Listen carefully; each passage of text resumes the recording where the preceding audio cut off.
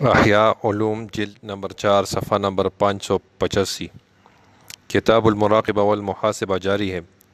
اور گزشتہ نشست میں یہ بات ہوئی تھی کہ ایک تو یہ ہے کہ عمل کرنے سے پہلے بندہ کیا سوچے، تو وہ بات مکمل ہو گئی تھی۔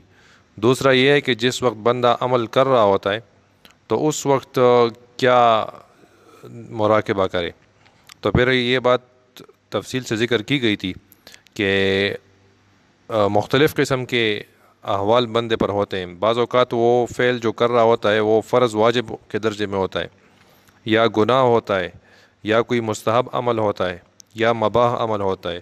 تو ان تمام حالتوں میں اللہ تعالیٰ کا ایک فرض ہے بندے کے اوپر، اور اس فرض کا مراقبہ کرنا چاہیے۔ اور اسی سے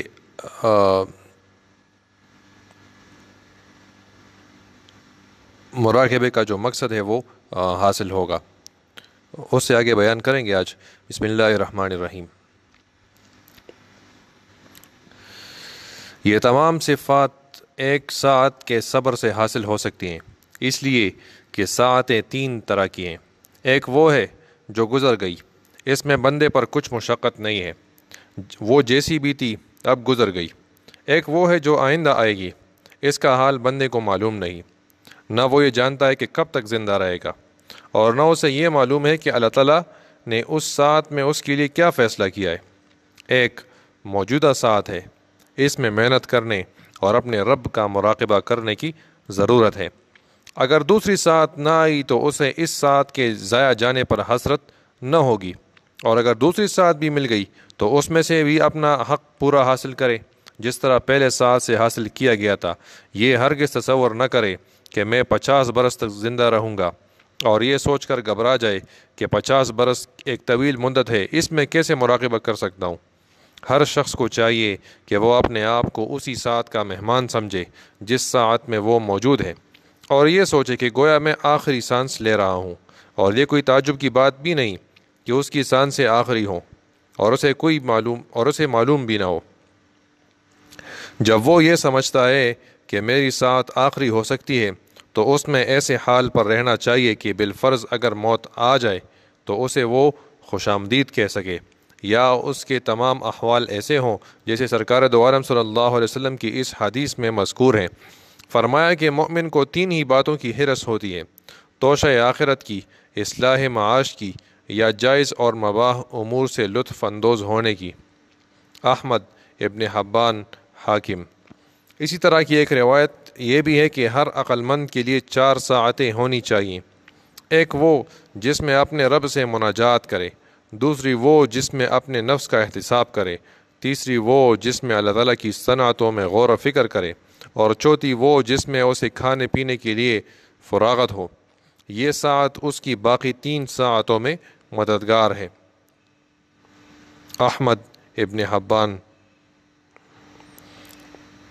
پھر وہ ساعت بھی جو کھانے پینے میں گزر جاتی ہے، افضل اعمال یعنی ذکر و فکر سے خالی نہ ہونی چاہیے۔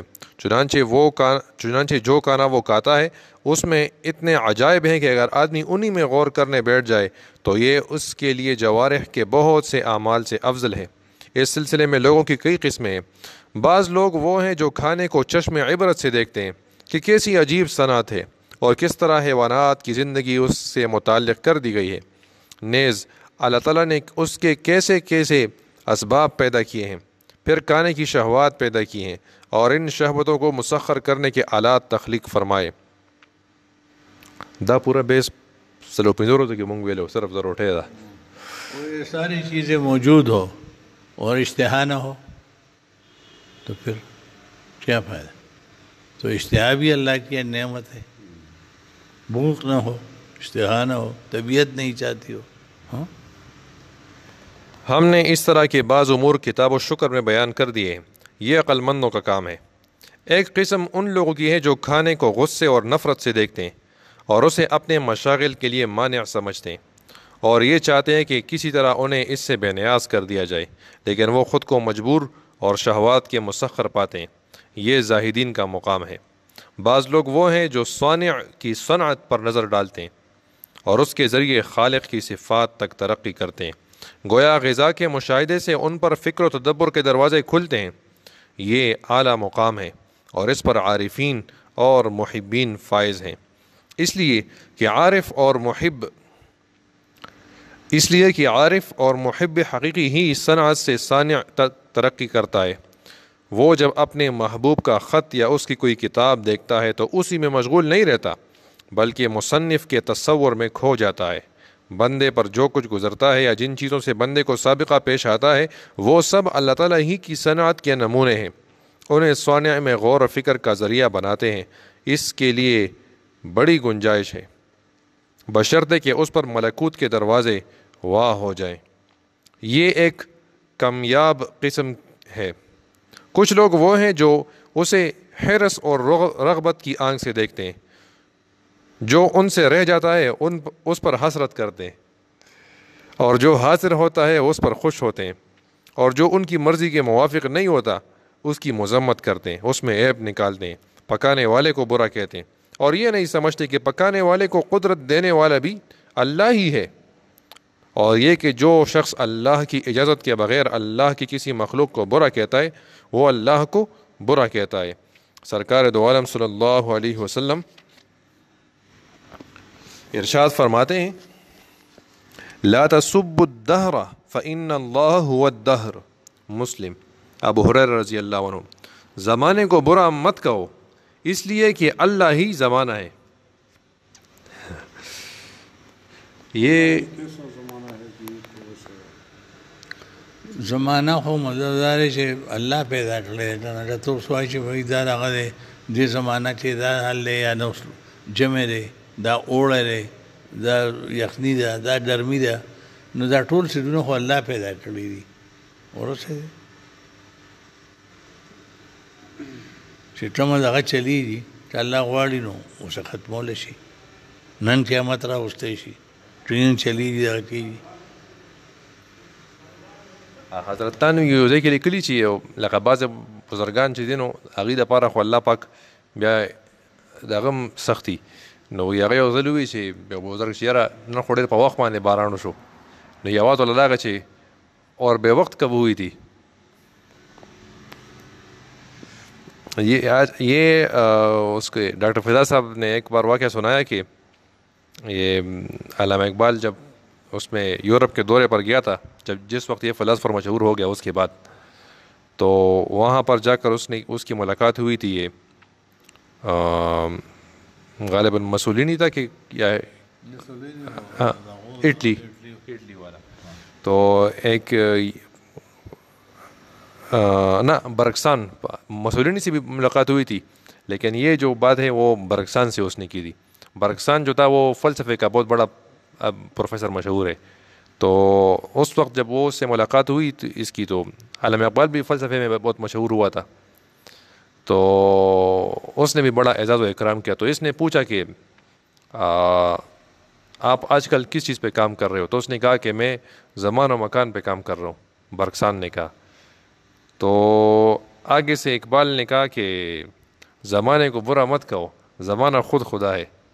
تو کہتے ہیں وہ پروفیسر برکسان اپنے نشست سے اچھلا کہ یہ آپ نے کیا کی؟ تو میرے اس پر اتنے سالوں سال میں نے اس پر سوچا، فکر کی، اور نچوڑ کی بات آپ نے کر دی. تو کہتے ہیں کہ یہ میرا، اس نے کہا کہ یہ میرا کمال نہیں ہے، یہ تو آج سے 1400 سال پہلے یہ اس حدیث کا حوالہ انہوں نے دیا کہ اس میں بیان ہوا تھا. پھر کہتے ہیں جب اس سے ملاقات ہوئی مسولینی سے، تو مسولینی نے کہا کہ ہمیں کچھ نصیحت کیجیے. تو علامہ اقبال نے کہا کہ کسی شہر کی آبادی جب ایک خاص لمٹ تک رکھا کرے، اگر اس سے بڑھنے لگے تو آپ اگلا شہر آباد کریں. تو کہتے ہیں کہ اس پر وہ مسولینی بہت اچھلا کہ یہ آپ نے کتنی دانشوری کی بات کہی ہے. سارے مسائل کا حل واقعی اسی میں ہے کہ جتنی ذرا اس میں یہ شہر بڑھتا جائے گا، کرائمز اور سماجی مسائل، معاشری سارے مسائل، اس کی جڑ یہ چیزیں. تو کہتے ہیں کہ یہ میرا اس میں کمال نہیں ہے، بلکہ یہ حضرت عمر فاروق رضی اللہ عنہ کا قول ہے کہ ہم مدینہ منورہ کی آبادی کو ایک لمٹ سے آگے بڑھنے نہیں دیں گے، بلکہ اگلا شہر آباد کریں گے.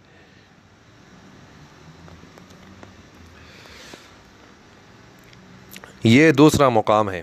اس کی شرح بڑی طویل ہے، اس کی شرح بڑی طویل ہے۔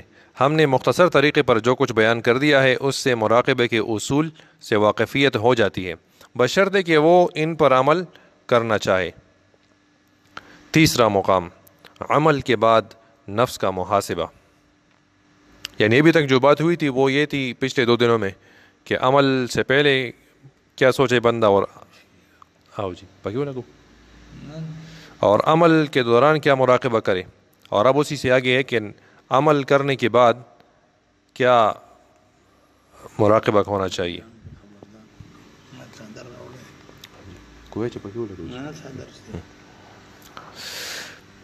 عمل کے بعد نفس کا محاسبہ۔ اس عنوان پر گفتگو کرنے سے پہلے ہم محاسبے کے فضائل اور اس کی حقیقت بیان کریں گے۔ اللہ تعالیٰ کا ارشاد ہے، اعوذ باللہ من الشیطان الرجیم، یا ایہا الذین آمنوا اتقوا اللہ ولتنظر نفس ما قدمت لغد۔ اے ایمان والو، اللہ سے ڈرتے رہو، بے شک اللہ تعالیٰ کو تمہارے اعمال کی سب خبر ہے۔ اس آیت میں ماضی کے اعمال پر محاسبہ کرنے کی طرف اشارہ کیا گیا ہے۔ حضرت عمر رضی اللہ تعالیٰ عنہ اسی لیے لوگوں سے فرمایا کرتے تھے کہ اس سے پہلے کہ تمہارا احتساب لیا جائے تم خود اپنے نفسوں کا احتساب لو، اور اس سے پہلے کہ انہیں پرکھا جائے تم خود پرکھ کر دیکھ لو۔ حدیث شریف میں ہے کہ سرکار دو عالم صلی اللہ علیہ وسلم کی خدمت اقدس میں ایک شخص حاضر ہوا اور اس نے عرض کیا، یا رسول اللہ، مجھے کچھ وصیت فرمائیے۔ آپ صلی اللہ علیہ وسلم نے ارشاد فرمایا، تو واقعی وصیت چاہتا ہے؟ اس نے عرض کیا، جی ہاں یا رسول اللہ۔ فرمایا، جب تو کسی کام کا قصد کرے تو اس کے انجام پر نظر ڈال لے، اگر بہتر ہو تو اسے کر، ورنہ توقف کر۔ ایک حدیث میں ہے کہ عقل مند انسان کے لیے 4 ساعتیں ہونی چاہیے، ان میں سے ایک ساعت وہ ہے جس میں وہ اپنے نفس کا محاسبہ کرے۔ قرآن کریم میں ہے، وَتُوبُوا إِلَى اللَّهِ جَمِيعًا أَيُّهَا الْمُؤْمِنُونَ لَعَلَّكُمْ تُفْلِحُونَ۔ تم سب اللہ کے سامنے توبہ کرو تاکہ تم فلاح پاؤ۔ إِنَّ الَّذِينَ اتَّقَوْا إِذَا مَسَّهُمْ طَائِفٌ مِّنَ الشَّيْطَانِ تَذَكَّرُوا فَإِذَا هُمْ مُبْصِرُونَ۔ جو لوگ خدا ترس ہیں، جب ان کو کوئی خطرہ شیطان کی طرف سے جاتا ہے تو وہ یاد میں لگ جاتے ہیں۔ حضرت عمر رضی اللہ عنہ رات کے وقت اپنے پیروں پر کوڑے لگاتے اور نفس سے خطاب کر کے فرماتے کہ تو نے آج کیا کیا؟ میمون بن مہران کہتے ہیں کہ بندہ متقین میں سے نہیں ہوتا جب تک کہ اپنے نفس سے اس طرح حساب نہ لے جس طرح تاجر اپنے شریک تجارت سے کیا کرتا ہے۔ یعنی دونوں شریک عمل تجارت سے فارغ ہونے کے بعد حساب کرتے ہیں اور نفع نقصان کا اندازہ کرتے ہیں۔ حضرت عائشہ رضی اللہ عنہا روایت کرتی ہیں کہ حضرت ابو بکر رضی اللہ عنہ نے اپنے انتقال کے وقت ان سے فرمایا کہ لوگوں میں مجھے عمر سے زیادہ کوئی محبوب نہیں رضی اللہ عنہ۔ پھر آپ نے ان سے پوچھا، میں نے کیا کہا؟ حضرت عائشہ رضی اللہ عنہ نے آپ کا قول دہرا دیا۔ پھر فرمایا کہ عمر رضی اللہ عنہ سے زیادہ مجھے کوئی عزیز نہیں۔ دیکھیے کہ انہوں نے بات کہہ کر اس پر کیسے غور کیا اور ایک کلمے کی جگہ دوسرا کلمہ رکھا۔ یعنی پہلے انہوں نے کہا کہ عمر رضی اللہ عنہ سے زیادہ کوئی محبوب نہیں، پھر دوبارہ کہا کہ عمر رضی اللہ عنہ سے زیادہ مجھے کوئی عزیز نہیں۔ دیکھیے انہوں نے بات کہہ کر اس پر کیسے غور کیا اور ایک کلمے کی جگہ دوسرا کلمہ رکھا۔ حضرت ابو طلحہ رضی اللہ عنہ سے مروی ہے کہ جب انہیں نماز میں اپنے باغ کے پرندے کا خیال آیا تو انہوں نے اپنے اس تصور پر ندامت کے اظہار کے طور پر اور اللہ سے عفو و مغفرت کی امید پر اپنا وہ باغ صدقہ کر دیا۔ ابن سلام کی روایت میں ہے کہ انہوں نے لکڑیوں کا ایک گٹھڑا اٹھایا، لوگوں نے ان سے کہا کہ آپ کے بیٹے بھی تو ہیں اور نوکروں کی بھی کمی نہیں، وہ لوگ آپ کو اس مشقت سے بچا سکتے تھے۔ فرمایا، میں اپنے نفس کو آزما رہا ہوں کہ کیا وہ وزن اٹھانے کو برا تو نہیں سمجھتا۔ حضرت حسن بصری رضی اللہ عنہ کہتے ہیں کہ حسن بصری رحمۃ اللہ علیہ کہتے ہیں کہ مومن اپنے نفس کا نگران ہوتا ہے اور اللہ کے لیے اس کا محاسبہ کرتا ہے۔ ان لوگوں پر حساب کا عمل ہلکا ہوگا جو دنیا ہی میں اپنے نفسوں کا حساب کر لیتے ہیں، اور ان لوگوں پر شدید ہوگا جنہوں نے دنیا میں اپنے نفسوں کا احتساب نہیں کیا۔ اس کے بعد آپ نے محاسبے کی تفسیر فرمائی کہ مومن کو اچانک کوئی بات اچھی لگتی ہے اور وہ کہتا ہے کہ تو مجھے اچھی لگتی ہے اور میرے کام کی ہے، لیکن میرے اور تیرے درمیان ایک رکاوٹ کھڑی کر دی گئی۔ یہ حساب عمل سے پہلے ہوتا ہے۔ اس کے بعد آپ نے فرمایا کہ بعض اوقات مومن سے کوئی خطا ہو جاتی ہے اور وہ اپنے نفس کی طرف رجوع کرتا ہے اور کہتا ہے کہ اس عمل سے تیری کیا نیت ہے؟ خدا کی قسم اس سلسلے میں میرا کوئی عذر تسلیم نہیں کیا جائے گا، اور اللہ تعالیٰ نے چاہا تو میں کبھی اس کا اعادہ نہیں کروں گا۔ حضرت انس بن مالک رضی اللہ عنہ کہتے ہیں کہ میں اور حضرت عمر بن الخطاب رضی اللہ عنہ ایک روز ایک باغ میں سو گئے۔ وہاں میں نے حضرت عمر کو یہ کہتے ہوئے سنا۔ اس وقت میرے اور ان کے درمیان ایک دیوار حائل تھی کہ عمر بن الخطاب امیر المومنین ہے، تجھے اللہ سے ڈرنا چاہیے ورنہ وہ تجھے سخت عذاب دے گا۔ حضرت حسن بصری رحمۃ اللہ علیہ نے قرآن کریم کی اس آیت کریمہ کی تفسیر میں فرمایا وَلَا أُقْسِمُ بِالنَّفْسِ اللَّوَّامَةِ، اور قسم کھاتا ہوں اپنے نفس کی جو اپنے اوپر ملامت کرے، کہ مومن اپنے نفس پر عتاب کرتا رہتا ہے، اور کہ تیرا اس کلمے سے کیا ارادہ تھا، اور تو اس کھانے سے کیا نیت رکھتا تھا، اور اس شربت سے تیرا مقصد کیا تھا۔ اس کے برعکس فاسق و فاجر آدمی آگے بڑھتا ہے، اپنے نفس کو کسی بھی معاملے میں عتاب نہیں کرتا۔ حضرت مالک بن دینار کہتے ہیں کہ اللہ تعالیٰ اس بندے پر رحم کرے جو اپنے نفس سے یوں کہا کرتا ہے کہ کیا تجھ سے فلاں غلطی سرزد نہیں ہوئی، کیا تو نے فلاں قصور نہیں کیا، پھر اسے برا بلا کہتا ہے اور اسے لگام دے کر کتاب اللہ کا پابند کر دیتا ہے اور کتاب اللہ کو اس کا قائد بنا دیتا ہے۔ یہ بھی معاتبہ نفس کی ایک شکل ہے، جیسا کہ اس کا ذکر قریب آئے گا۔ میمون بن مہران کہتے ہیں کہ متقی انسان اپنے نفس کا حساب ظالم بادشاہ اور بخیل شریک سے بھی سخت لیتا ہے۔ ابراہیم التیمی کہتے ہیں کہ میں نے اپنے آپ کو جنت میں تصور کیا، اس کے پھل کھائے، اس کے نہروں سے پانی پیا، اس کی حوروں سے گلے ملا، پھر میں نے خود کو جہنم میں تصور کیا، وہاں کی غذا کھائی اور پیپ پی، اس کا طوق اور زنجیریں پہنی۔ پھر میں نے اپنے نفس سے پوچھا کہ اے نفس تو ان میں سے کیا چاہتا ہے؟ اس نے کہا میں دنیا میں واپس جا کر نیک عمل کرنا چاہتا ہوں۔ میں نے کہا تیری آرزو پوری ہوئی، جا اور نیک اعمال کر۔ مالک بن دینار کہتے ہیں کہ میں نے حجاج بن یوسف کو ایک خطبے کے دوران یہ کہتے ہوئے سنا، اللہ تعالیٰ اس شخص پر رحم کرے جو اپنے نفس کا حساب اس سے پہلے کر لے کہ اس کا حساب غیر کے حوالے کیا جائے۔ اللہ تعالیٰ اس شخص پر رحم کرے جو اپنے عمل کی لگام پکڑ کر یہ دیکھے کہ اس کا مقصد کیا ہے۔ اللہ تعالیٰ اس شخص پر رحم کرے جو اپنے پیمانے پر نظر رکھے۔ اللہ تعالیٰ اس شخص پر رحم کرے جو اپنی میزان پر نظر رکھے۔ وہ اس طرح کی باتیں کرتا رہا یہاں تک کہ میں رونے لگا۔ احنف بن قیس کی ایک رفیق کہتے ہیں کہ میں ان کے ساتھ رہا کرتا تھا۔ آپ کا عام طور پر معمول یہ تھا کہ رات حجاج بن یوسف بڑا فصیح تھا، اس کے بارے میں آتا ہے کہ یہ بڑا ظالم ظالم تو تھا نا، تو حجاج بن یوسف مسلمان وہی ورنہ خبر اور باندھے نہ وہی جہان او شبی حیدر یہ ہزار پورے علماء قتل کھڑے ہوئے۔ احنف بن قیس کے ایک رفیق کہا کرتے ہیں کہ میں ان کے ساتھ رہا کرتا تھا۔ آپ کا معمول عام طور پر یہ تھا کہ رات میں نماز کی بجائے زیادہ تر دعائیں پڑھتے تھے اور چراغ کے پاس آ کر اس کی لو میں اپنی انگلی رکھتے تھے یہاں تک کہ اس کی حرارت کا احساس ہوتا۔ اس کے بعد اپنے نفس سے کہتے اے احنف تو نے فلاں دن یہ کام کیوں کیا تھا؟ تو نے اس روز فلاں عمل کس لیے کیا تھا؟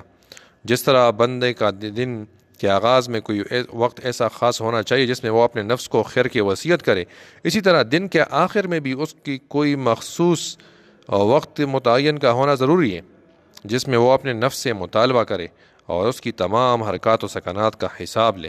جیسے تجارت پیشہ لوگ اپنے شرکاء کے ساتھ سال کے آخر میں یا مہینے کے اختتام پر یا دن گزرنے کے بعد حساب فہمی کرتے ہیں۔ محض دنیا کی حرص سے اور اس خوف کی بنا پر کہ کہیں دنیاوی مال و متاع سے محروم نہ ہو جائیں، حالانکہ اگر ضائع ہو جائے تو اس کا ضائع ہو جانا بہتر ہے۔ دنیا کا مال اگر کسی کو ملتا بھی ہے تو محض چند روز کے لیے ملتا ہے، بالآخر اس سے چھین لیا جاتا ہے۔ جب دنیا کے معاملات میں اس کی عارضی منفعتوں میں بندوں کا یہ عالم ہے تو ان معاملات میں نفس سے حساب فہمی کیسے نہ کرے گا جن سے آخرت کی سعادت اور شقاوت متعلق ہے، اور آخرت دائمی زندگی ہے۔ اگر کوئی شخص اس میں سستی کرتا ہے تو یہ اس کی غفلت اور ذلت کے مترادف ہے اور قلت توفیق کی علامت ہے۔ ہم اس سے اللہ کی پناہ چاہتے ہیں۔ شریک کے محاسبے کا مطلب یہ ہے کہ رأس المال کا جائزہ لیا جائے اور یہ دیکھا جائے کہ اس میں کتنا نفع ہوا یا کس قدر نقصان پہنچائے، تاکہ نفع و نقصان دونوں الگ الگ ہو جائیں۔ اگر نفع ہو تو اسے لے لیا جائے اور شریک کا شکر ادا کیا جائے کہ اس نے نفع کمانے میں محنت کی، اور اگر نقصان پہنچے تو اسے تاوان کا مطالبہ کرے اور مستقبل میں تدارک کا پابند قرار دے۔ بندے کے دین میں فرائض رأس المال ہیں، کیپٹل، اور نوافل اور فضائل نفع ہیں، اور معاصی نقصان ہے، تاوان ہے، اور اس تجارت کا وقت شب و روز کی تمام ساعتیں ہیں۔ شریک تجارت نفس امارہ ہے، اس لیے پہلے اس سے فرائض کا حساب لینا چاہیے کہ رأس المال جتنا ہونا چاہیے اتنا موجود ہے یا نہیں۔ اگر اس نے فرائض بالکل ادا ہی نہیں کیے تو اس سے قضا کا مطالبہ کرے، اگر ناقص ادا کیے تو اس سے اس نقص کی تلافی کا مطالبہ کرے، اور یہ تلافی نوافل سے ہونی چاہیے، اور اگر معاصی کے ذریعے نقصان پہنچائے تو اس پر عتاب کرے، اسے قرار واقعی سزا دے تاکہ نقصان کی تلافی اچھی طرح ہو سکے۔ جس طرح تاجر اپنے شریک سے پیسے کا حساب کرتا ہے اور نفع و نقصان کی تمام پہلوؤں پر نظر رکھتا ہے اور شریک کی ہر حرکت پر نگاہ رکھتا ہے، اسی طرح دینی معاملات میں بھی نفس کے فریب و مکر سے احتیاط کرنی چاہیے، کیونکہ یہ بڑا فریب کار اور دھوکے باز ہے۔ حساب کا طریقہ یہ ہے کہ پہلے اس سے مفصل رپورٹ طلب کرے، ایکسپلینیشن، اور یہ معلوم کرے کہ اس نے دن بھر کس سے کیا گفتگو کی۔ اس سلسلے میں اس کے ساتھ وہی موقف اختیار کرے جو قیامت کے میدان میں حساب کتاب کے وقت بندے کے ساتھ اختیار کیا جائے گا۔ پھر نظر کا حساب لے، یہاں تک کہ تمام افکار و خیالات، اٹھنے بیٹھنے، کھانے پینے اور سونے کے اعمال کا احتساب کرے۔ اگر چپ رہا ہو تو یہ دریافت کرے کہ وہ چپ کیوں رہا، اور ساکن رہا ہو تو یہ پوچھے کہ اس نے سکون کیوں اختیار کیا۔ جب نفس پر واجب تمام امور کے سلسلے میں باز پرس کر لے اور یہ واضح ہو جائے کہ اس نے واجبات کا کس قدر حصہ ادا کیا ہے، تو جو حصہ ادا ہونے سے رہ جائے وہ صفحہ دل پر نقش کر لے، جس طرح شریک کے ذمے باقی رہ جانے والی رقم کاپیوں پر لکھی جاتی ہے اور اس کے حساب میں درج کی جاتی ہے اور قرض خواہی کے وقت اس کی ادائیگی کا مطالبہ کیا جاتا ہے۔ اسی طرح نفس سے بھی مواخذہ کرے، اور اگر واجبات کی ادائیگی میں اس نے کچھ تساہل کیا ہو تو وہ نقصان اسی کے حساب میں لکھ دے اور نفس کو مقروض ٹھہرا کر اس سے وصولیابی کی کوشش کرے۔ کچھ قرض جرمانے کے ذریعے وصول ہو سکتا ہے، کچھ جوں کا تو واپس طلب کیا جا سکتا ہے، اور کچھ کے لیے سزا دی جا سکتی ہے، لیکن یہ تمام صورتیں حساب فہمی کے بعد اس وقت اختیار کی جا سکتی ہیں جب بقایا واجب کی صحیح مقدار متعین کی جائے، اس کے بعد ہی اپنے حق کی ادائیگی کا مطالبہ کرے۔ یہ ایک روز کا حساب نہیں ہے، بلکہ زندگی بھر ہر روز اپنے تمام ظاہری باطنی اعضاء سے اسی طرح حساب محاسبہ کرنا چاہیے، جیسا کہ توبہ ابن ضمہ سے منقول ہے۔ وہ رقہ میں تھے اور ایک دن اپنے نفس کا محاسبہ کر رہے تھے۔ انہوں نے اپنی عمر کا حساب کیا تو معلوم ہوا کہ وہ 60 سال کے ہو چکے اور 60 برس میں 21,500 دن ہوتے ہیں۔ اس خیال کے ساتھ ہی انہوں نے ایک زبردست چیخ ماری اور کہا، افسوس، میں شاہ حقیقی سے 21,500 گناہوں کے ساتھ ملاقات کروں گا، اور اگر ہر دن کے 10,000 گناہ ہوئے تو میرا انجام کیا ہوگا۔ پھر وہ بے ہوش ہو کر گر پڑے اور اسی حالت میں اپنے حقیقی مولا سے جا ملے۔ لوگوں نے ان کے انتقال کے بعد ایک غیبی آواز سنی، کوئی شخص کہہ رہا تھا کہ اب فردوس بری جاؤ۔ بندے کو اپنی سانسوں کا اسی طرح حساب لینا چاہیے۔ قلب اور اعضاء سے جو گناہ سرزد ہوئے ہیں، نفس سے ان کا حساب بھی لینا چاہیے۔ اگر بندہ اپنے گناہ کے عوض ایک پتھر گھر میں ڈالے تو تھوڑی ہی مدت میں تمام گھر پتھروں سے بھر جائے، لیکن بندہ معاصی سے بچنے میں سستی کرتا ہے، حالانکہ فرشتے سستی نہیں کرتے، وہ اس کے تمام گناہ لکھتے رہتے ہیں۔ اللہ تعالیٰ کا ارشاد ہے احصاہ اللہ ونسوہ، اللہ تعالیٰ نے اسے محفوظ کر رکھا ہے اور یہ اسے بھول گئے ہیں۔ انشاءاللہ پھر اس کے بعد یہ بیان ہوگا کہ جب نفس قصوروار ٹھہرے تو اس کو سزا کس طرح دے یا اس کی ڈانٹ ٹپٹ کیسے کرے۔